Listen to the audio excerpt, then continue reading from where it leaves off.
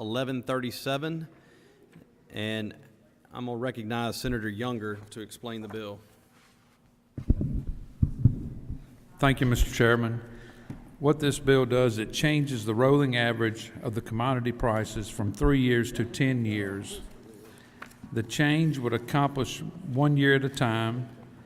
Example, the average of commodity prices would be 4 years for the next 5 years, and 5 years for the next year, and so on until it gets to 10 years.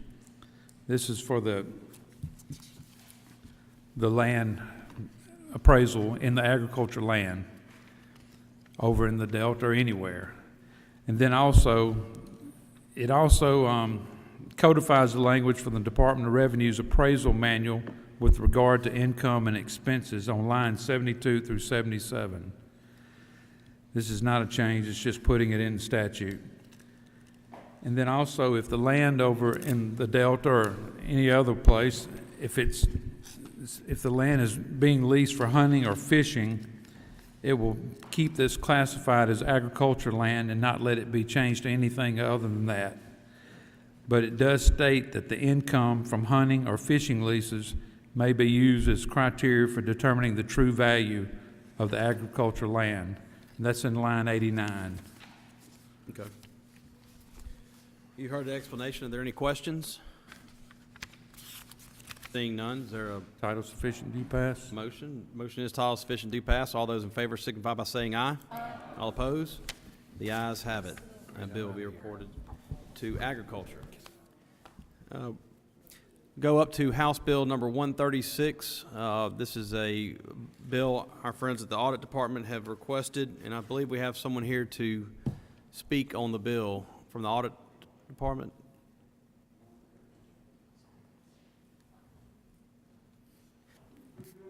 Yeah, come over here to the podium if you don't mind, please.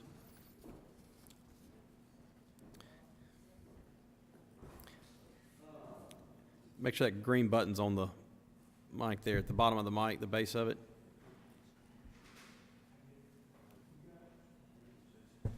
There it is. I got it. Thank you, sir. Thank you. Which House bill did you say it was? This is 136, excuse me, 136. This is, I believe, any provision requiring any employee of the state that handles money over $25,000. Okay, mine was just a different bill. That's what I thought I was going to come talk on. Yeah, that's the one. We're running into people that aren't bonded, aren't required to be bonded when they might be taking up cash, and there's no recourse against them once we get involved. If we issue a demand on them, we don't automatically get to recover the money. So we're asking for this so those smaller type individuals that might be misappropriating some funds, we actually have something to go against. Case in point, if you got a credit card, making purchases with a credit card, they're usually not required to be bonded. This would require them to be bonded because credit card is going to be considered having custody of cash. We're getting a lot of questions about that now because buying stuff over the internet and things like that, we don't really like buying stuff over the internet, but you usually got to do that with a credit card. They're usually smaller amounts, under $2,500, but that could add up over time. Okay. And so this is going to require any public officer or employee handling or in the custody of public funds shall have an individual bond in the amount of $25,000. I notice it says that the provision in this section shall not apply to any public officer or employee whose activity of handling or having custody of public funds is incidental to his or her employment or job duties. What would that?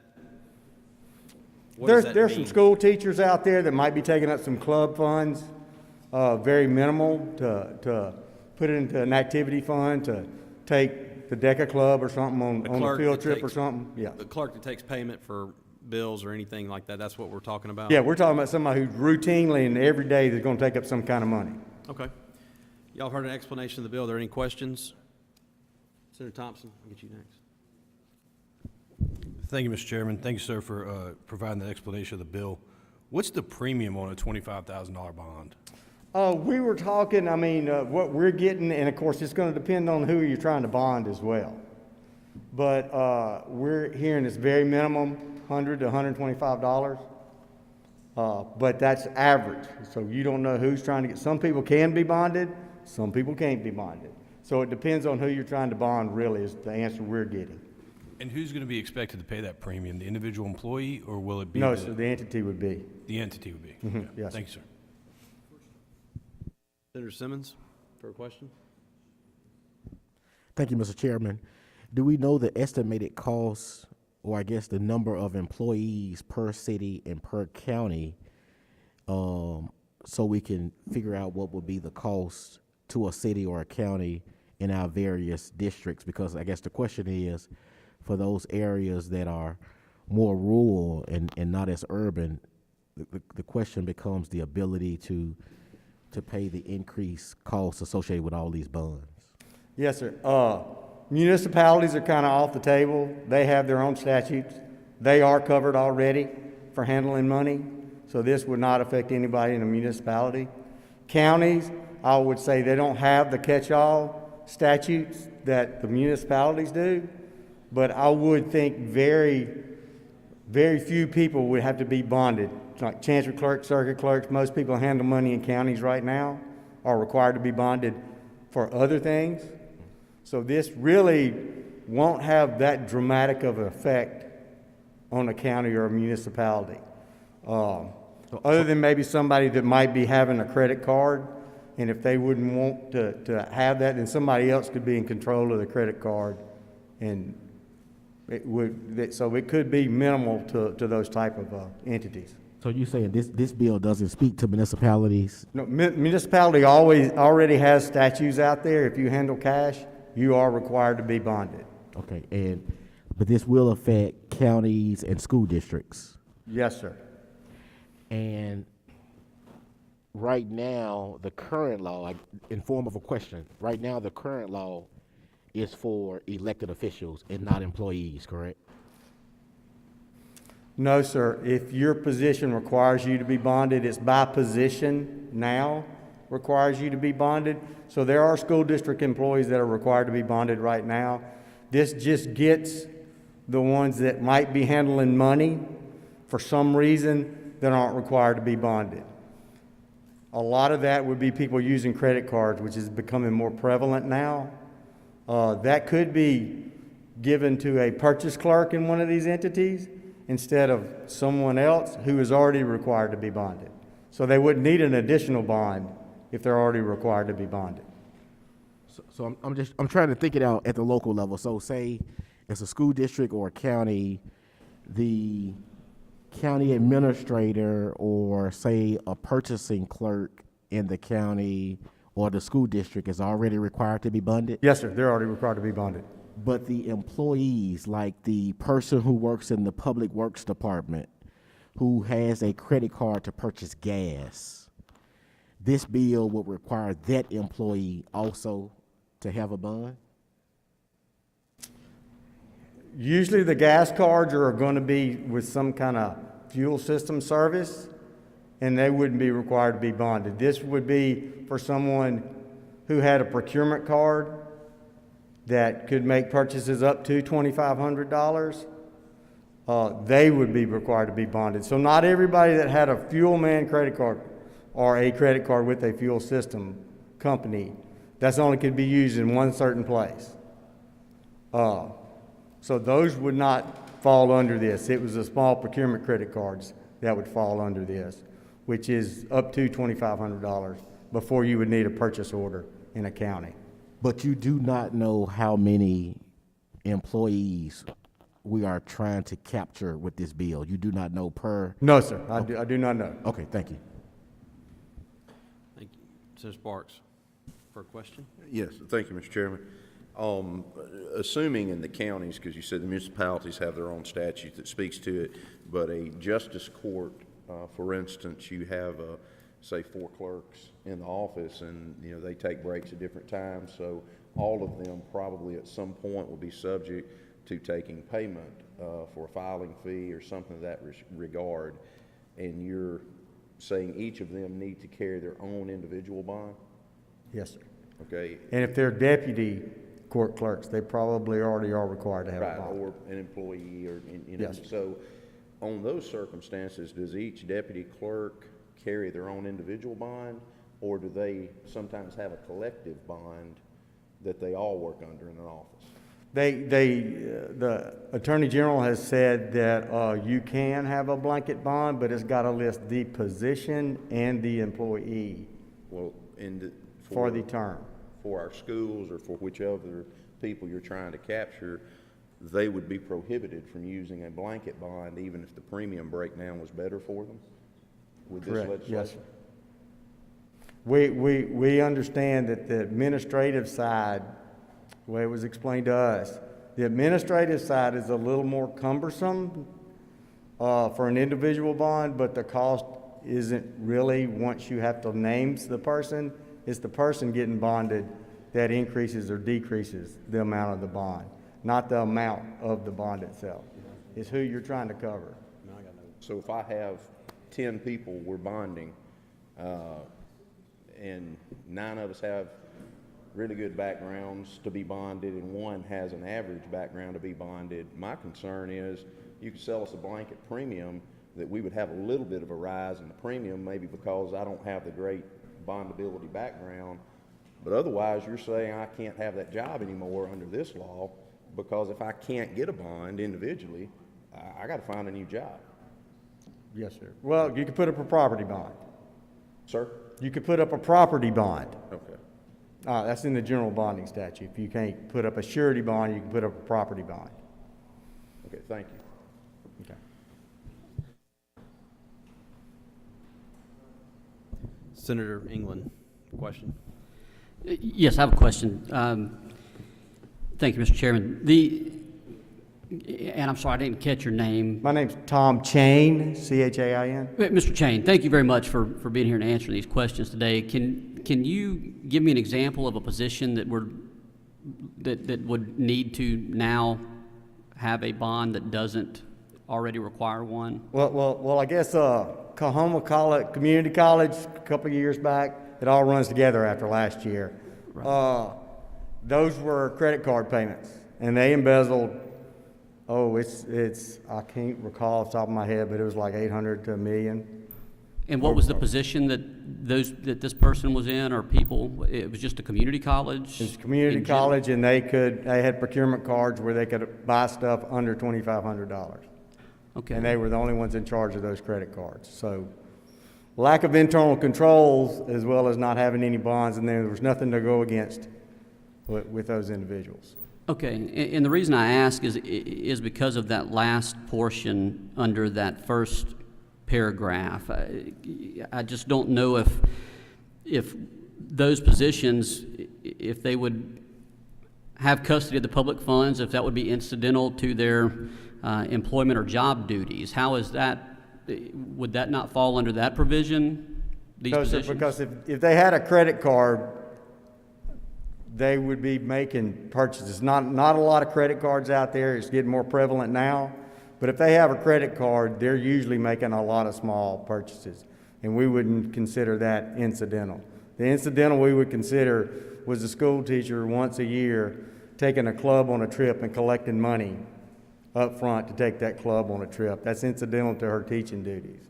If you're working in a purchase environment and you're doing a lot of purchases, we would not consider that to be incidental to their overall duties.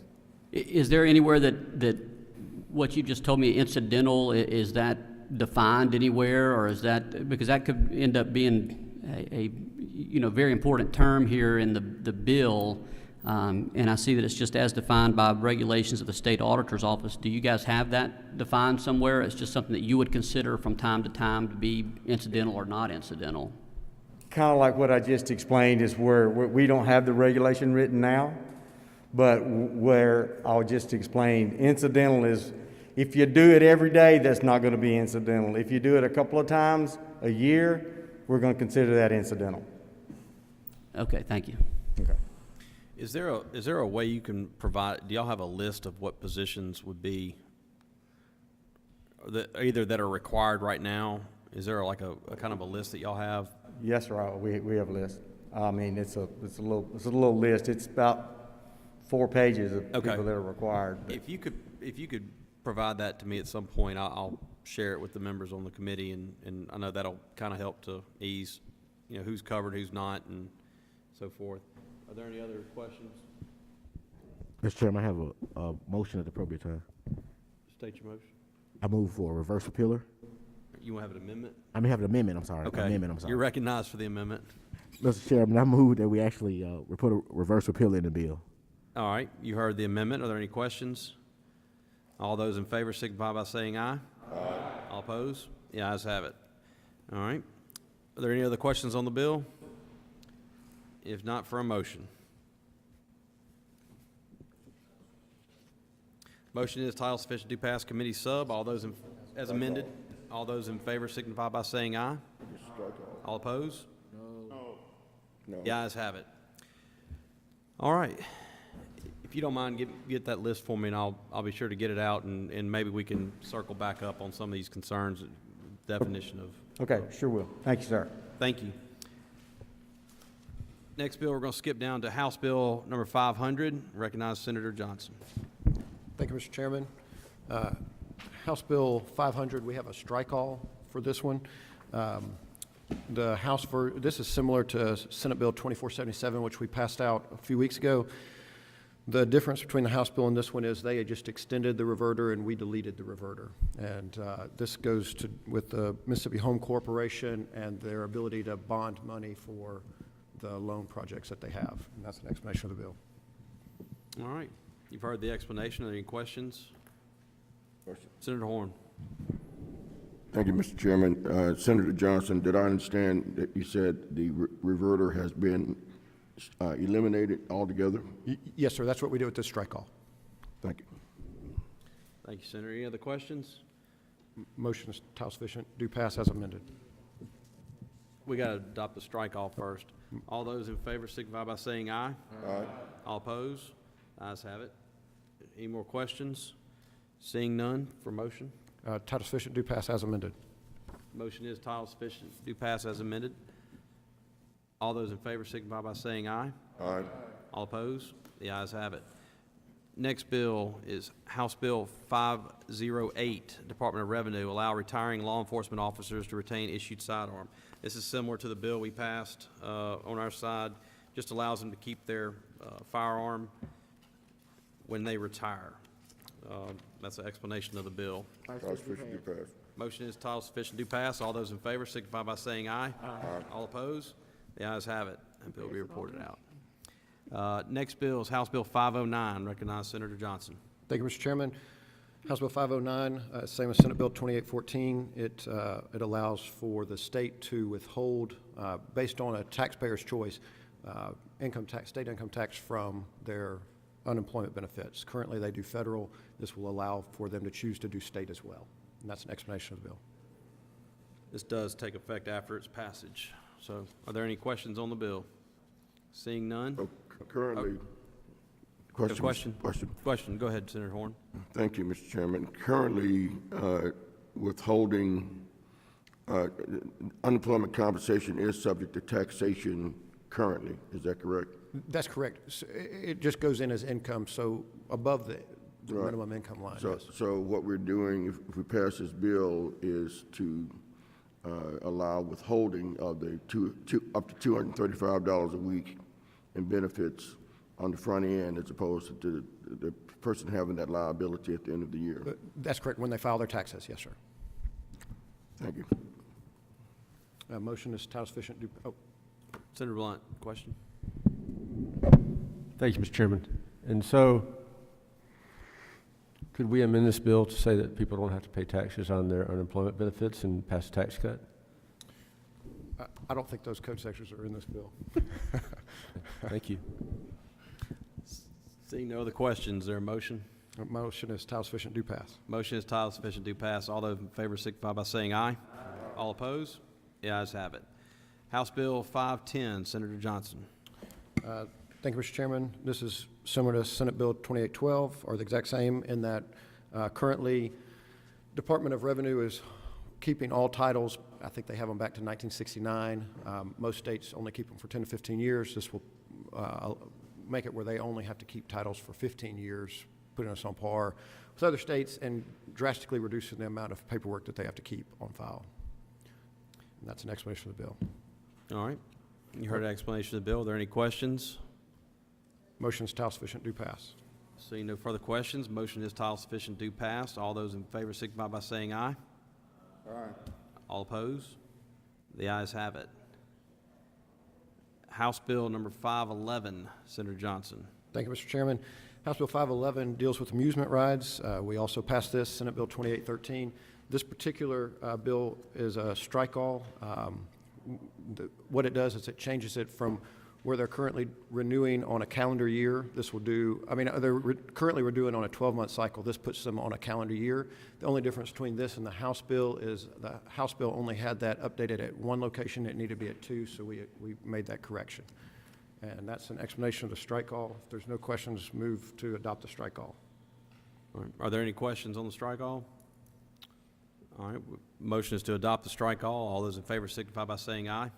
Aye. All opposed? The ayes have it. Any other questions on the bill? Motion's title sufficient, do pass as amended. All right. Motion is title sufficient, do pass as amended. All those in favor signify by saying aye. Aye. All opposed? The ayes have it. Next bill, House Bill 512. Senator Johnson. Thank you, Mr. Chairman. This is similar to Senate Bill 2828, where there was an issue, if y'all remember, in I think it was Oktibbeha County, where a Justice Court judge deemed that members of ABC law enforcement pulled over some people that they suspected being underage, and that case was thrown out because there was one line at the end of this that said that nothing in this provision should be deemed as law enforcement powers. We're deleting that line so that if ABC needs to pull someone over, they can, and that's an explanation of the bill.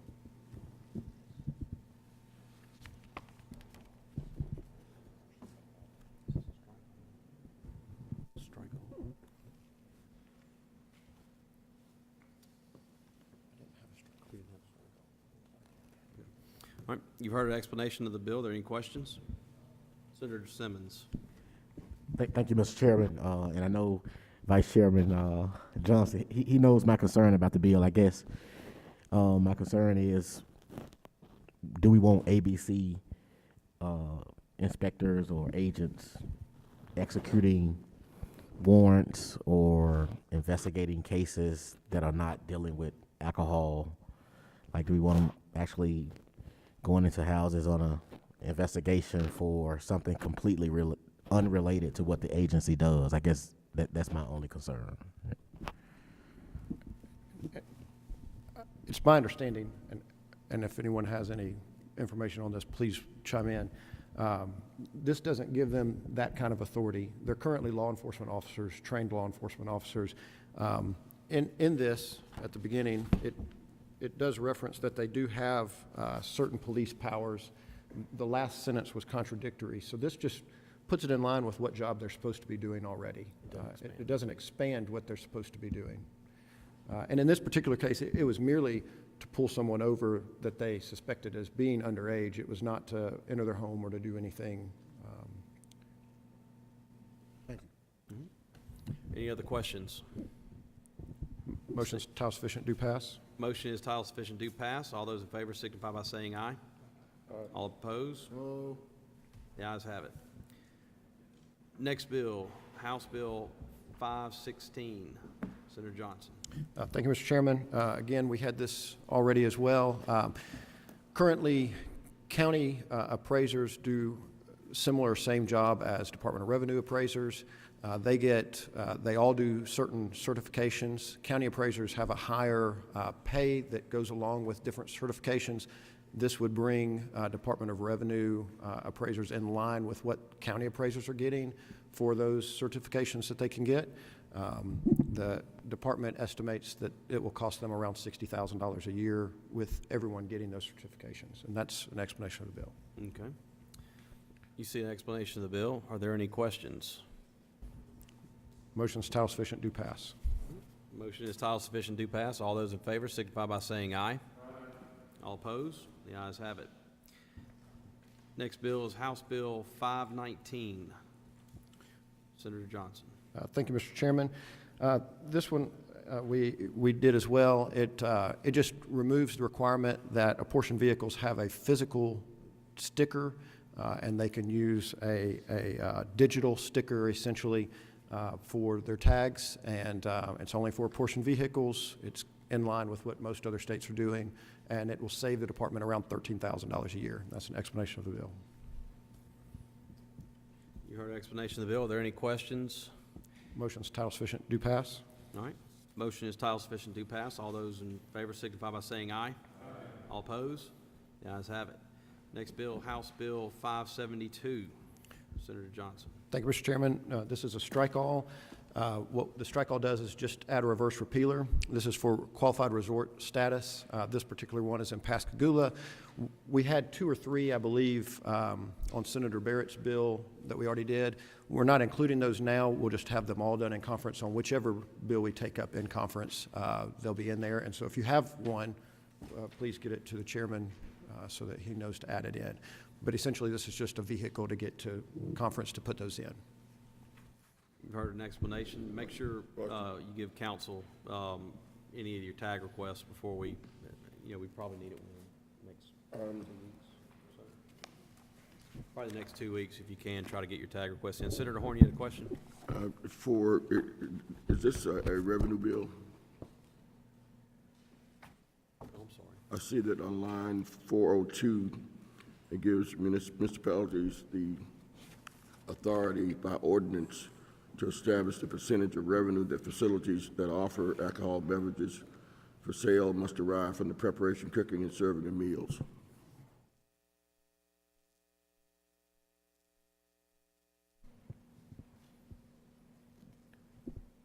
My question is this a revenue bill, Mr. Chairman? Is this a revenue bill?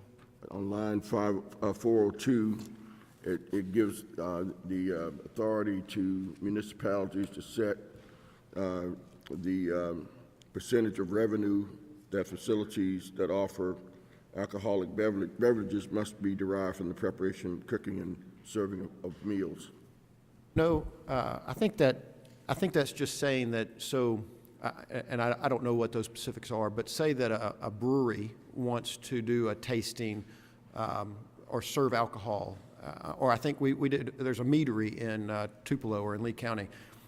And what they require is that a certain percentage of their receipts come from food versus just alcohol. Right. And I think what that's referring to is that the local government has the option to make that call on percentage of what those receipts have to be. It's not to do with taxes. Right. Okay. So to that, you recall, Mr. Chairman, I had a measure last year that I've reintroduced this year that speaks to cigar shops. And I'd like to get with you and maybe have a conversation about how, if we can put some language in that may assist that. Yeah, council said the intent of the bill is not to raise taxes or to borrow money, so therefore it's not a revenue bill.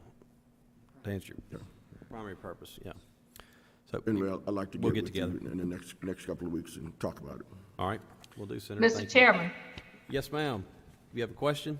I think I have an amendment. Is this the same, Senator Johnson, as what I did when it was the Senate bill?